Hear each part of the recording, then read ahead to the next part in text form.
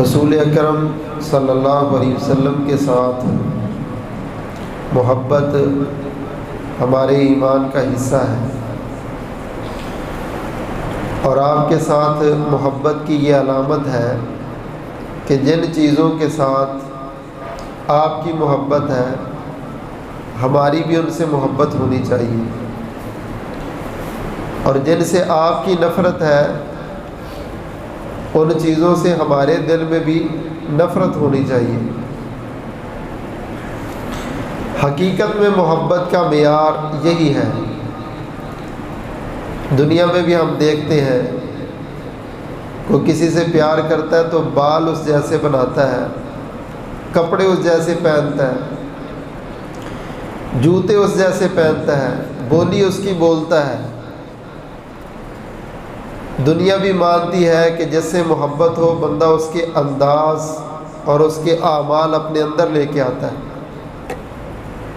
اور جنہوں نے ساری دنیا کو چھوڑ کے امام الانبیاء جناب محمد رسول اللہ صلی اللہ علیہ وآلہ وسلم کے ساتھ محبت کی تو انہوں نے بھی ساری زندگی آپ کے خواہشات کو اور آپ کی پسند کو ترجیح دی۔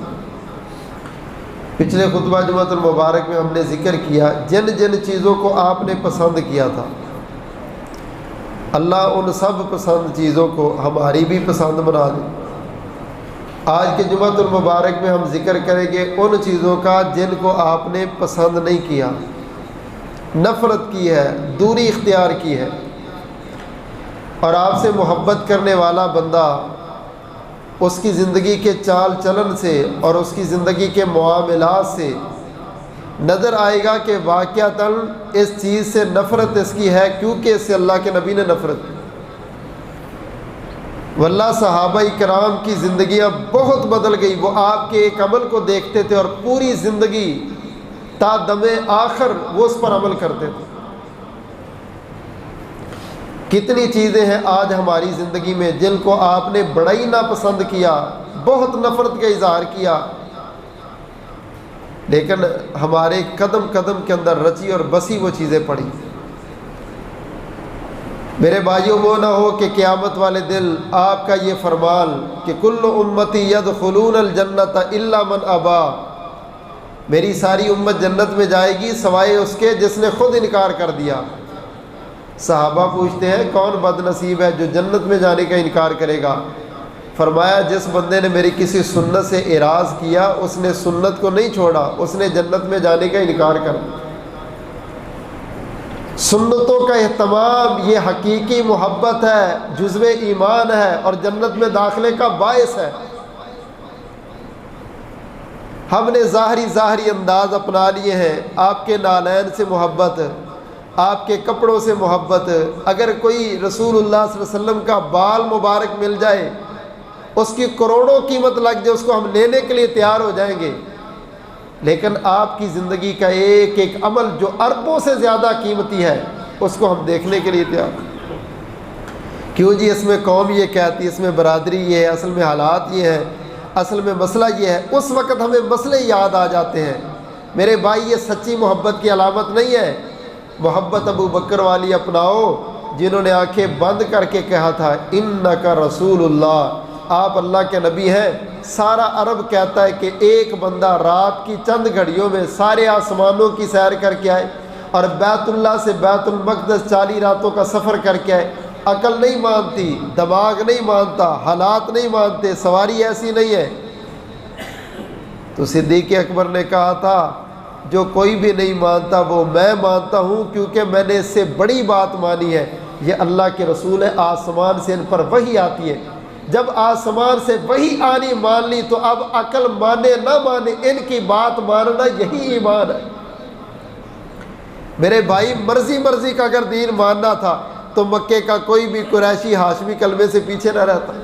ان کو پتا تھا جب کہتے ہیں نا لا الہ الا اللہ محمد الرسول اللہ، تو پھر سوچ بدلتی ہے، فکر بدلتی ہے، نظریات بدلتے ہیں، ترجیحات بدلتے ہیں۔ پھر پسند وہ جو حضور کی پسند، پھر ناپسند وہ جو حضور نے ناپسند کیا، پھر خوشی وہ جس میں حضور خوش، غمی وہ جس میں حضور نے غمی۔ بس یہ زندگی کا مقصد ہو۔ آئیں توجہ کرے ذرا، رسول اللہ صلی اللہ علیہ وسلم کی حدیث ہے، آپ نے فرمایا کہ 3 چیزوں کو اللہ ناپسند کرتے ہیں، میں بھی ناپسند کرتا ہوں۔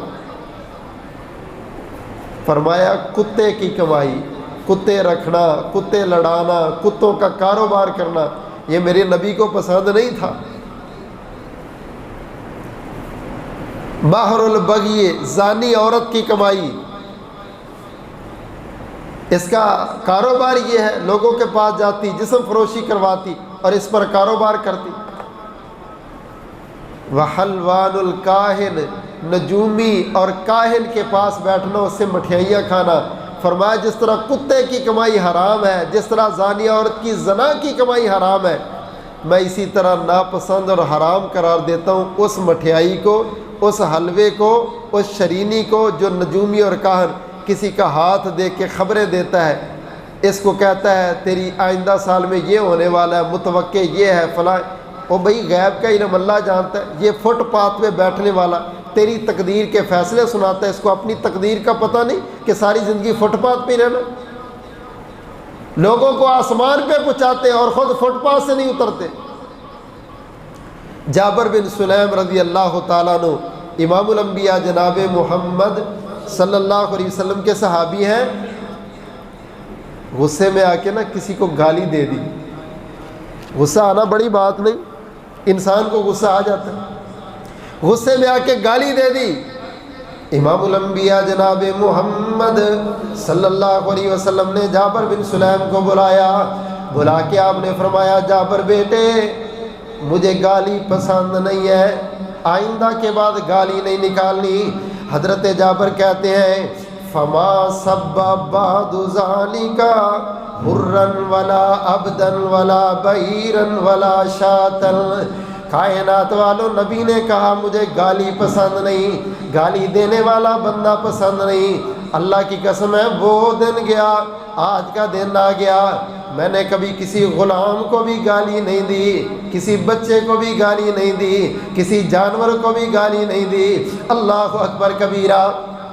جوتا نہ پہنا جائے جوتے کو گالی، موبائل نہ پکڑا جائے موبائل کو گالی، دروازہ نہیں کھولا گیا دروازے کو گالی، غصہ آ گیا ہر جگہ پہ گالیاں۔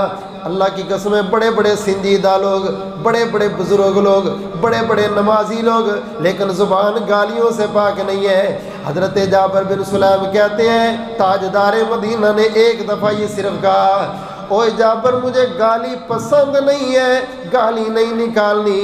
انسان تو دور کی بات ہے، رب کعبہ کی قسم ہے اس دن کے بعد کسی جانور کو بھی گالی نہیں دی۔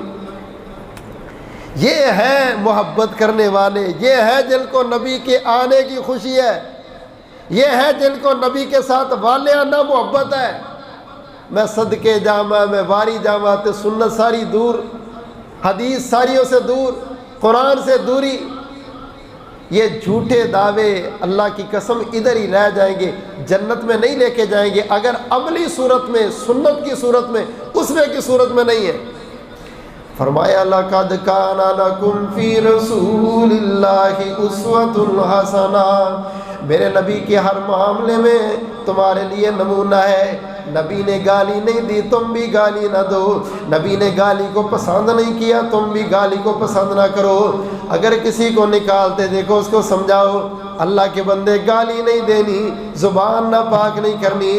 اس زبان سے قرآن پڑھتا ہے، اس زبان سے نماز پڑھتا ہے، اس زبان سے ذکر کرتا ہے، یار اس زبان سے گالی نہ دیا کر۔ جس طرح دودھ والے برتن میں پیشاب کو پسند نہیں کرتا، دودھ والے برتن میں گندگی کو پسند نہیں کرتا، اسی طرح قرآن والی ذکر والی زبان سے گالی گندی کو بھی پسند نہ کیا کر۔ یہ جتنا طبقہ مزدوروں کا ہے غصہ نہ کرنا، یہ رکشے چلانے والے یقین مانو ایسی واہیات اور اس میں فخر سمجھتے، ماں بہنوں کی گندی گالیاں نکال ہنس رہے شغل، یہ کوئی مذاق ہی یار، ایمان ضائع ہو رہا ہے، اللہ کے نبی ناراض ہو رہے ہیں، رب ناراض ہو رہا ہے۔ کم از کم ربیع الاول کا مہینہ ہے، اس مہینے کی وساست سے یہ تو میں کروں، او بھائی ربیع الاول کا مہینہ، او بھائی رمضان کا مہینہ، او یار محرم کا مہینہ، ان مہینوں کی قدر کر، گالی نہ نکال، اپنی زبان پر گندگی نہ لا، دعا کرو اللہ ہمیں عمل کی توفیق عطا فرمائے۔ سب سے پہلے نمونہ ہم نے خود بننا ہے۔ آپ اپنے اللہ سے عہد کریں کہ یا اللہ جو غلطیاں ہو گئی وہ تو معاف کر دے، آئندہ کے بعد جابر بن سلیم کی طرح میں بھی وعدہ کرتا ہوں نہ بچے کو، نہ بڑے کو، نہ چھوٹے کو، نہ مرد کو، نہ عورت کو، نہ جانور کو، نہ کسی چیز کو گالی نہیں دینی۔ اور واللہ یہ عادت ہے، عادت ہے، موبائل فون نہیں اٹھا کے اس کو گالیاں دینی، بیل دے رہے، دروازہ نہیں کھلا اس کو گالی، گاڑی سٹارٹ نہیں ہو رہی اس کو گالیاں دینے سے سٹارٹ ہو جائے گی، عمل نامہ تباہ ہوگا اور کچھ نہیں ہوگا۔ دعا کرو اللہ ہماری زبانوں کو ان چیزوں سے پاک اور صاف فرما دے۔ امام الانبیاء جناب محمد صلی اللہ علیہ وسلم کو کیا ناپسند ہے؟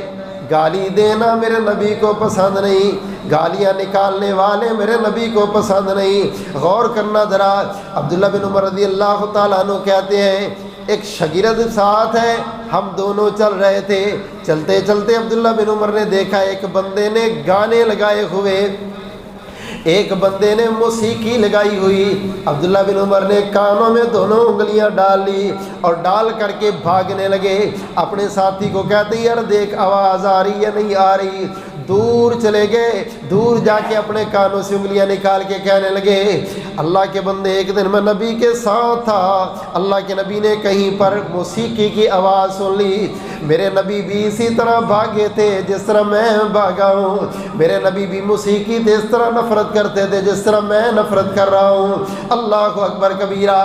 خدا کے لیے اپنے موبائل کی ٹونیں بدلو، خدا کے لیے اپنے موبائل کی ٹون کے اوپر لگے ہوئے یہ سانگ کو بدلو، ایسے گندے سٹیٹس لگانا، ایسی چیزیں شیئر کرنا۔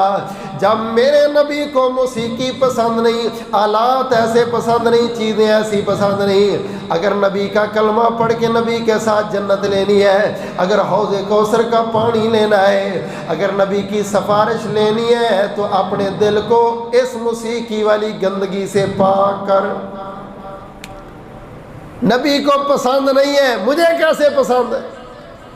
اللہ اکبر کبیرہ۔ کہتے ہیں جی ذہن پریشان جب ہوتا ہے نا تو پھر تھوڑی دیر کے لیے یہ لگا لیتے ہیں۔ تیرے ذہن کا سکون گندگی میں ہو اور مجھے یہ بتا کہ تو امید نبی کی سفارش کی لگا کے بیٹھا، تیرے سے بڑا کوئی عاشق رسول، سنت رسول، محب رسول نہیں ہے، اور حالت یہ ہے کوٹھی رب نے دی مجرا چلتا ہے، گاڑی رب نے دی مجرا چلتا ہے، نعمتیں رب نے دی مجرے چلتے۔ یہ نعمتیں نہیں ہیں، یہ زوال اور عذاب ہے، قیامت والے دن اس کا حساب دے گا، پھر پتہ چلے گا۔ دعا کرو اللہ موسیقی والی لعنت سے ہم سب کو محفوظ فرمائے۔ میرے نبی کو بھی پسند نہیں ہے، اور گھر میں نہیں لگانے دینا، خوشی پہ نہیں لگانے دینا، گاڑی میں نہیں لگانے دینا، بند کروا دو۔ اچھا پیار سے کہو تو صحیح یار، دعوت تو دو نا۔ اس نے گاڑی پہ لگائی، اس کو کرو کیا؟ اور میرے بھائی یہ گاڑی کس نے دی؟ اللہ نے دی۔ بڑا پیارا یہ جملہ، واللہ جب کسی سے پوچھتے ہیں نا یہ گاڑی تیری، کہتے ہیں جی اللہ دا مال ہے، جی اللہ دا۔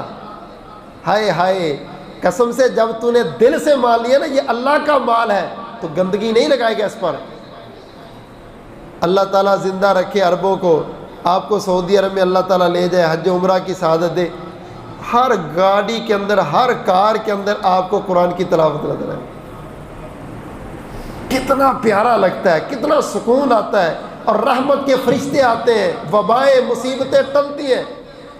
زندگی کا پتہ نہیں حادثہ ہو جائے اور مجرا چل رہا اور تیری زندگی کے آخری لمحات جو سننے والے وہ تیرے کانوں سے یہ آواز آئے انما الاعمال بالخواتیم، عملوں کا دار و مدار تو خاتمے پر ہے، قیامت والے دن اسی حالت پہ اٹھے گا جس حالت پہ مرا تھا، کیا منہ دکھائے گا؟ تیری نماز، روزے، حج، زکاتیں کس کام آئیں گے جب خاتمہ ہی برا ہے؟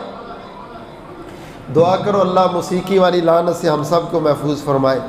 امام الانبیاء جناب محمد صلی اللہ علیہ وسلم نے گالی کو نہ پسند کیا، میرے نبی نے موسیقی کو نہ پسند کیا، گانے نہ پسند کیے، آپ نے ایسے آلات نہ پسند کیے۔ اللہ اکبر کبیرہ۔ رسول اللہ صلی اللہ علیہ وسلم نے فرمایا انما بعثت، او کائنات والو اللہ نے میں نبی کو بھیجا ہے، کس لیے بھیجا ہے؟ آپ نے فرمایا خالق کائنات نے آلات موسیقی توڑنے کے لیے مجھے بھیجا ہے۔ ایسی کیسٹیں، ایسی سیڑیاں، ایسی ڈسکیں، ایسے آلات جن کے اندر یہ گندگی چلتی ہے، اللہ کے نبی فرماتے ہیں میں توڑنے کے لیے آیا ہوں۔ یار تو گھر کی زینت بنائے، نبی ان کو توڑنے آئے۔ تیرا اور نبی کی ترجیحات میں، خواہشات میں اتنا فرق، اتنا تضاد، تو محب رسول تب بنے گا جب ہر وہ چیز جس کو نبی نے پسند کیا وہ تیری پسند بنے، جس کو نبی نے ناپسند کیا وہ تیری ناپسندیدہ۔ امام الانبیاء جناب محمد صلی اللہ علیہ وسلم تشریف فرمائے، آپ نے ابو ذر غفاری کو بلایا، فرمایا ابو ذر ادھر آؤ، بڑا ہی نیک ہے ابو ذر غفاری، بڑے ہی متقی ہیں اور بڑے ہی سادہ ہیں اور بڑے ہی زہد والے انسان ہیں۔ فرمایا ابو ذر غفاری وہ احد کا پہاڑ نظر آ رہا ہے؟ ابو ذر غفاری رضی اللہ تعالیٰ عنہ کہتے ہیں میرے دل میں خیال آیا نبی نے احد پہاڑ پہ کوئی کام مجھے بھیجنا ہے، اس لیے پوچھ رہے ہیں۔ روشنی تھی دل کی، دھوپ بھی بڑی تھی، میرے دل میں خیال آیا ابو ذر نظر تو آ رہا ہے، پتہ نہیں اب کیا کام ہوگا۔ فرمایا جی جی محبوب نظر آ رہا ہے، بالکل احد پہاڑ میں دیکھ رہا ہوں۔ فرمایا ابو ذر غفاری احد پہاڑ اگر اللہ مجھے سونے کا دے دے، میں 3 دن گزرنے نہ دوں، سارے کا سارا احد کا سونا دنیا میں تقسیم کر دوں۔ مجھے اچھا ہی نہیں لگتا، مجھے پسند ہی نہیں ہے جمع کر کر کے بینکوں میں رکھنا، گھروں میں رکھنا، سنبھالتے رہنا، گنتے رہنا، اس کو جناب جمع کر کر کے رکھتے رہنا۔ آپ کی ضرورت ہے آپ استعمال کریں، آپ کی ضرورت ہے آپ چیز لیں، لیکن حرص اس پیسے کے پیچھے لگ جانا، نہ نماز کی پرواہ، نہ رشتہ داری کی پرواہ، نہ صدقے کی پرواہ، حلال آ جائے حرام آ جائے، جائز آ جائے ناجائز بس آ جائے۔ امام الانبیاء جناب محمد الرسول اللہ صلی اللہ علیہ وسلم کے صحابی عقبہ بن عامر کہتے ہیں تاجدار مدینہ کے ساتھ ہم نے نماز عصر پڑھی، نماز عصر کا سلام ہی پھیرا تھا، میرے نبی جلدی سے اٹھے اور گردنیں پھلانگ کر کے اپنے حجرے میں چلے گئے۔ ہم بڑے پریشان ہوئے، کوئی ایمرجنسی ہے، کوئی مسئلہ ضرور ہے۔ اللہ کے نبی تو نماز کے بعد بیٹھے ہی رہتے ہیں، ذکر اذکار ہی کرتے رہتے ہیں، آپ تو لمبی دیر تک مصلی سے اٹھتے ہی نہیں ہیں، آج پتہ نہیں کیا ہو گیا، میرے نبی جلدی جلدی کیوں چلے گئے؟ ہم ابھی اس بات کے بارے میں سوچ رہے تھے، پریشان تھے کہ تاجدار مدینہ تھوڑی دیر کے بعد نکل کر کے آ گئے اور آ کے فرمانے لگے میرے صحابہ کیوں پریشان ہو، کیوں غم زدہ ہے؟ نبی جانتے ہیں اللہ کے نبی کے چہرے کا غم دیکھ کے صحابہ کی خوشی ختم ہو جاتی ہے، نبی کو غم زدہ دیکھ کے صحابہ کے ماتھے کے بالی بدل جاتے ہیں۔ اللہ اکبر کبیرہ۔ فرمایا میرے صحابہ کیوں پریشان ہو؟ اللہ کے نبی آپ نے سلام پھیرا اور جلدی جلدی سے چلے گئے، پتہ نہیں کون سی وحی آئی، آسمان سے کون کا پیغام آیا، کون سی بات اللہ نے آپ کو بتائی جو آپ نے جلدی سے یہ کام کیا۔ فرمایا میرے صحابہ کوئی پیغام نہیں آیا، کوئی بات نہیں آئی، نماز پڑھتے پڑھتے مجھے یاد آیا میرے گھر میں سونے کی ایک ڈلی پڑی ہوئی ہے، میرے گھر میں سونے کی ایک ڈلی پڑی ہوئی ہے۔ میں جلدی سے گیا، جا کر کے وہ سونے کی ڈلی نکالی اور اپنی اہلیہ کو کہہ کے آیا کہ فلاں فلاں مدینے کے غریب گھروں کے اندر اس کو تقسیم کر دینا، اور جلدی سے اس لیے گیا اگر سونے کی ڈلی گھر رہی، نبی کے پاس موت کا فرشتہ آ گیا تو میں محمد رب کو منہ کیا دکھاؤں گا، کیا بتاؤں گا سونا جمع کر کے، کیا بتاؤں گا گھر میں سونے کی ڈلیاں رکھ کے؟ بس میرے دل پہ یہ چوٹ لگی اور جلدی سے چلا گیا۔ اللہ اکبر کبیرہ۔ میرے نبی جمع کرنے کو پسند نہیں کرتے، ادھر امیر کیا غریب کیا بھکاری کیا، مانگ مانگ کے جس سے زکوٰۃ مل جائے، جس سے پیسہ مل جائے۔ آپ یہاں بورڈ لگا دیں کہ مستحق لوگ ہمارے پاس آ جائیں، آپ مصیبت میں پڑ جائیں۔ وہ آپ کے پاس آئیں گے جن کا آپ سوچ بھی نہیں سکتے، اور کل پتہ چلے کہ ماشاءاللہ جی فلانا بھی اتنا کھاتا پیتا، اس کے گھر میں یہ بھی ہے یہ بھی۔ مسئلے پوچھتے، اب ایک بندہ مسئلہ پوچھ رہا ہے، قاری صاحب میں نے نظر مانی ہے کہ میں یہ جو میری گائے بچہ دے گی نا تو یہ بچہ اللہ کے راستے میں صدقہ کروں گا۔ اب وہ بچڑا ہو گیا 2.5 سال کا، حالات ہو گئے تنگ، آپ کی بھابھی نے کمیٹیاں اتنی ڈال رہی ہیں کہ پیسے بچتے نہیں، گاڑی میں پٹرول ڈلوانے کے لیے بھی بعض اوقات کسی سے مانگنے پڑتے ہیں۔ تو میں یہ مسئلہ پوچھنا چاہتا ہوں کہ وہ بچڑا بیچ کے میں اپنی ضرورت پوری کر لوں؟ اب اس نے یہ کیا کیا کہ کئی مفتیوں کو یہ سوال بھیجا، تو میں نے اس کو کہا بھائی قطعاً نہیں، آپ اس کو اللہ کے راستے میں دیں۔ اس نے نا اب ان مفتیوں کے سوالوں کے جو جواب آئے تھے وہ مجھے سینڈ کیے، وہ کہہ رہے ہیں کوئی بات نہیں جی، آپ ضرورت مند ہیں تو آپ استعمال کر لیں، بیوی بچوں پہ خرچ کرنا بھی صدقہ، آپ نے نیت کی تھی تو آپ استعمال کر لیں۔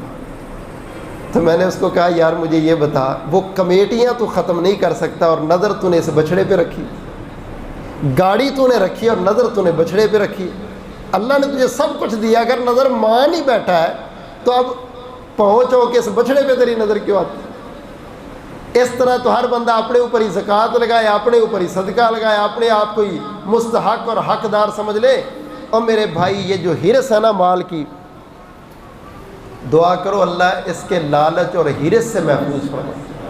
ضرورت کی حد تک چیزیں لیں، کمائیں، کھائیں، استعمال کریں، لیکن اس کی ہرس بڑی بری چیز ہے۔ امی عائشہ رضی اللہ تعالیٰ عنہ اپنے شاگردوں کے اندر بیٹھی ہیں، تو 2 شاگرد اماں جی کے پاس بیٹھے ہیں، تو کوئی بات ہوئی مال کے لحاظ سے، تو اماں جی فرماتی ہیں کاش کہ تم اس وقت موجود ہوتے جب نبی کے زندگی کے آخری لمحات تھے۔ صحابہ کہتے ہیں کیا مطلب ہے؟ اماں جی کو خصوصی بات ہے۔ کہا میں کیا بتاؤں، رسول اللہ صلی اللہ علیہ وسلم بیمار ہو گئے تو آپ نے فرمایا عائشہ یہ جو گھر میں پڑے ہیں نا 6 تھے یا 7 تھے درہم، ان کو نا صدقہ کر دو اور غریبوں میں تقسیم کر دو۔ تو اللہ کے نبی کی عیادت میں، آپ کی خدمت میں میں بھول گئی، اللہ اکبر کبیرہ۔ تو میرے نبی بیماری سے نکل آئے، صحت مند ہو گئے۔ ایک دن کہتے عائشہ وہ میں نے آپ کو کہا تھا 6-7 دینار صدقہ کرنا درہم، تو وہ آپ نے کر دیے تھے؟ میں نے کہا اللہ کے نبی میں بھول گئی، مجھے یاد ہی نہیں رہا، وہ وہاں کے وہاں ہی پڑے ہیں۔ رسول اکرم صلی اللہ علیہ وسلم کے چہرے کا رنگ سرخ ہو گیا۔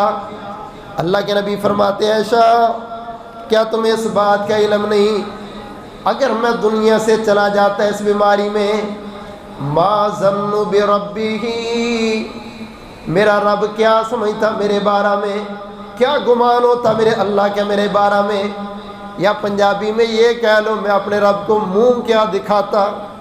عائشہ ابھی تک تو نے صدقہ نہیں کیا، اگر اس مرض میں، اس بیماری میں چلا جاتا کیا جواب دیتا رب کو؟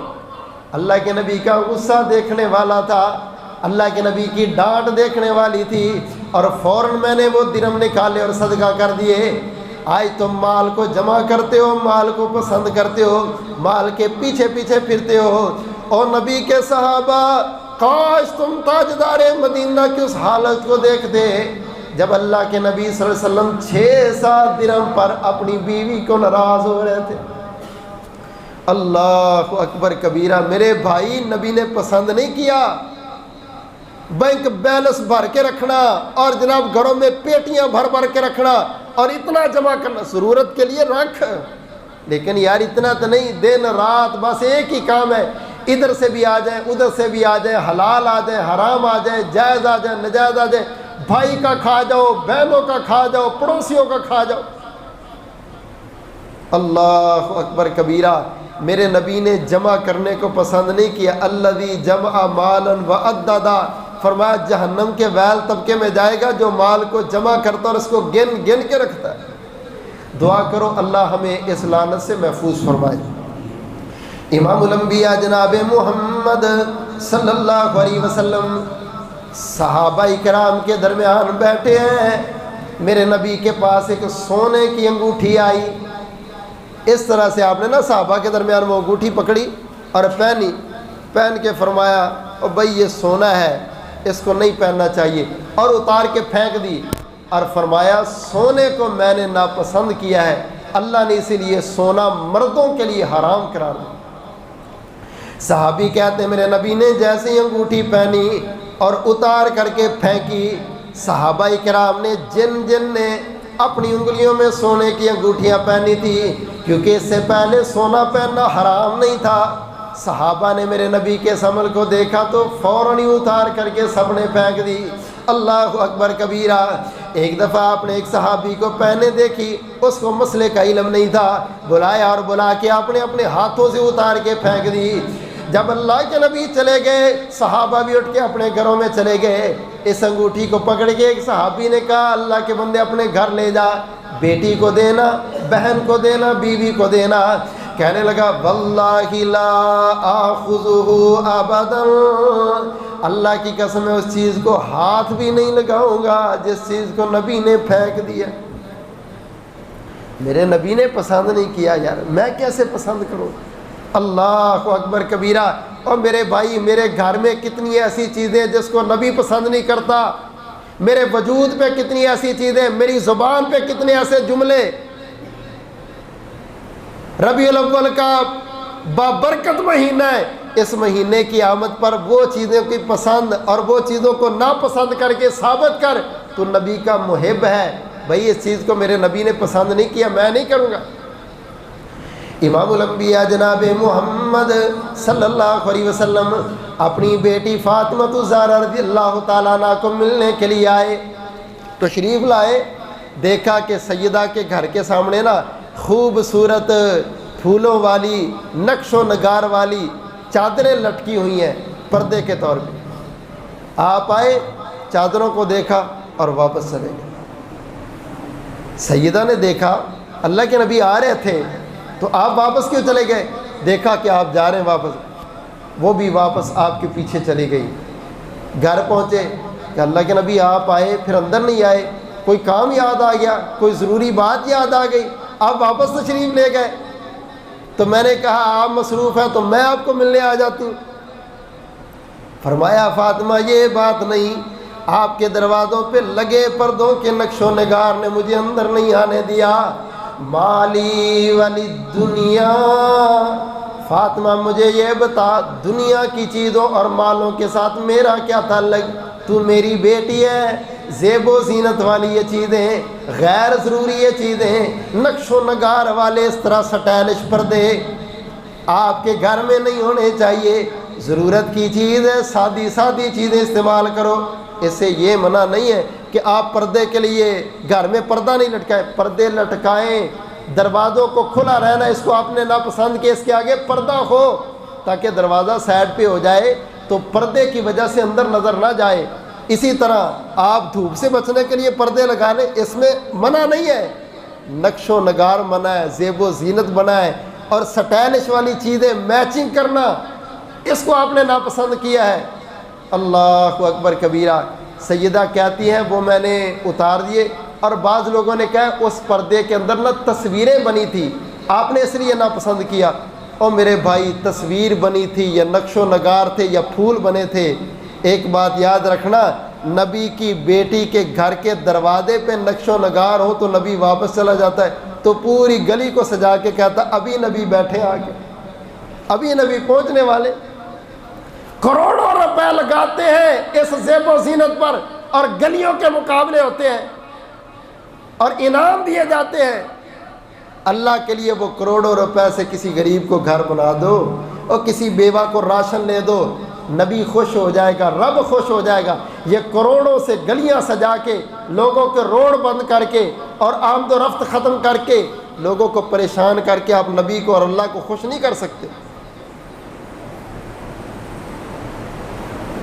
واللہ اگر یہ نبی کی پسند ہوتی نا، گھروں پہ لائٹیں لگانا، پھول لگانا، تو یار ہم نبی کی آمد پہ سونے کی زنجیروں کی لائٹیں لگاتے۔ آپ کی خاطر اگر ساری زندگی مرنے مٹنے کا ارادہ کر سکتے ہیں تو یہ کیا چیز ہے؟ وہ بلال تتے کولوں پہ لیٹ کر کے عہد کر کے جان دے گیا، وہ بلال لائٹیں نہیں لگا سکتا تھا؟ وہ امیہ، وہ صہیب جنہوں نے اپنی قربانیاں پوری زندگی کی دے دی۔ جس سال میں عمرے پہ گیا تھا نا، تو 12 ربیع الاول کا دن ہم مدینہ کے اندر تھے، پاکستان سے ایک بھائی فون کر کے کہتا ہے کہ سنا ہے آج سارا مدینہ بھی سجایا اور جلوس نکلا ہے۔ میں نے کہا اللہ کی قسم مدینہ میں کھڑا ہوں اور روضہ رسول کی میں تصویر ابھی تجھے بھیج، ایک بھی لائٹ لگی ہو اور ایک بھی جلوس نکلا۔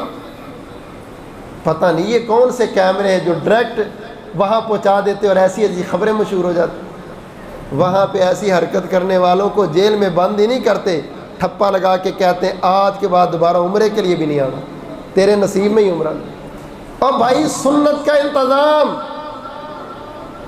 یہ ظاہری محبت سے دعوے کر کے اگر جنت ملتی تو کبھی بھی کوئی کلمے سے پیچھے نہ رہتا۔ امام الانبیاء جناب محمد رسول اللہ صلی اللہ علیہ وسلم کو ناپسند کیا تھا؟ غور کریں ذرا، اللہ کے نبی فرماتے ہیں کارہا رسول اللہ صلی اللہ علیہ وسلم السائل وکثرت السوال وعزات المال، میرے نبی کو ناپسند تھا زیادہ سوال کرنا، ایسے ہی بے تکے سوال۔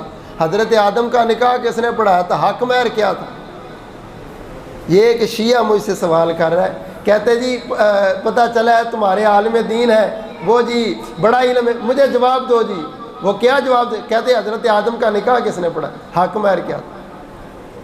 میں نے مسکرا کے کہا کہ ہمیں تو پورا یقین ہے آدم علیہ السلام کا نکاح بھی ہوا اور اللہ نے جو حکم دیا وہ حق مہر بھی رکھا گیا۔ آپ بتاؤ کہ آپ کے والد کا نکاح کس نے پڑھایا اور حق مہر کیا تھا؟ کہتا جی نہیں آپ میرے والد کی بات کیوں کر رہے ہیں؟ میں نے کہا جی آپ میرے والد کی بات کر رہے ہیں، ہمیں اپنے والدین اور ہمیں اپنی ماؤں سے زیادہ نبیوں کی بیویاں اور اپنے نبیوں کے ساتھ محبت ہے۔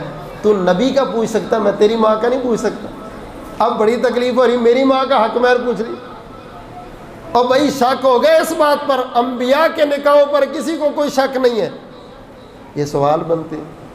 اسی طرح جس سوال کا پتہ ہے جان بوجھ کے ایسے ہی فلاں سوال بتاؤ جی فلاں سوال، اور کثرت سوال بے جا سوال یہ میرے نبی کو پسند نہیں ہے۔ وَأَضَاعَتِ الْمَالِ، مال کو ضائع کرنا، یار یہ مال ضائع کرنا نہیں ہے۔ اللہ بیٹے کی شادی پہ اتنی لائٹنگ اور وہ پٹاخے چلا چلا کے پورے محلے کی نیند کو حرام کرنا، یہ کون سی نیکی اور عبادت؟ امام الانبیاء جناب محمد صلی اللہ علیہ وسلم کو ناپسند تھی بدبو کا آنا۔ آپ نہا دھو کے رہیں، صاف ستھرے رہیں، جسم کی صفائی رکھیں، آگے سردی آ رہی ہے جرابیں پہنے تو روزانہ بدلا کریں۔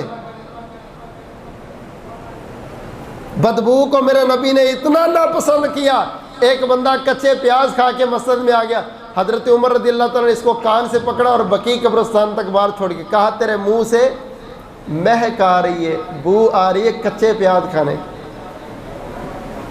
اب سگریٹ اور ہوکے والوں کو میں کچھ نہیں کہتا، وہ اپنے ذمہ دار خود ہے کہ بو اس سے آتی یا نہیں آتی۔ اللہ اکبر کبیرہ۔ ایک صحابی کہتے ہیں کہ میں سالن لے کے آیا تو اس کے اندر نہ لہسن تھا کچا، آپ نے کہا میں نے نہیں کھانا واپس لے جاؤ۔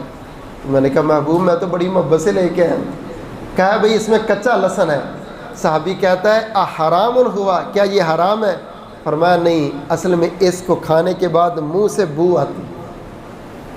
وہ صحابی کہتا ہے اس دن کے بعد میں نے بھی کبھی کچا لہسن نہیں کھایا۔